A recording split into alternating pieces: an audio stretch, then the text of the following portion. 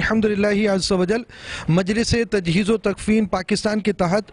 پاکستان بھر میں تجہیز و تکفین کے تربیتی اجتماعات کا سلسلہ ہے۔ باب المدینہ کے تربیتی اجتماع کے بعد ہماری سیرانی کابینات جو پاکستان پنجاب کے چند شہروں پر مشتمل ہے، اس میں خانپور میں اس وقت یہ تربیتی اجتماع جاری ہے۔ یہاں 3 ہماری کابینات ہیں، اس کے مختلف اسلامی بھائی ذمہ داران جامعۃ المدینہ کے طلبہ بھی موجود ہیں،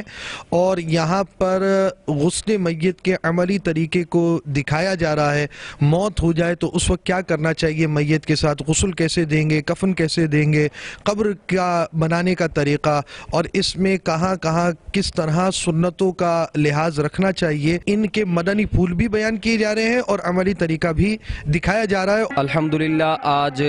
دعوت اسلامی کے تحت خانپور فیضان مدینہ میں مجلس تجہیز و تکفین کا تربیتی اجتماع ہوا، جس میں الحمدللہ بہت کچھ سیکھنے کو ملا۔ تجہیز و تکفین کے حوالے سے، غسل دینے کے حوالے سے، کفن کے حوالے سے، غسل کیسے دینا ہے، کن کن چیزوں کا احتیاط کرنا ہے، کن کن چیزوں سے بچنا ہے، کن کن چیزوں کا خیال رکھنا ہے، تربیتی اجتماع میں الحمدللہ یہ ہمیں سیکھنے کو ملی ہیں۔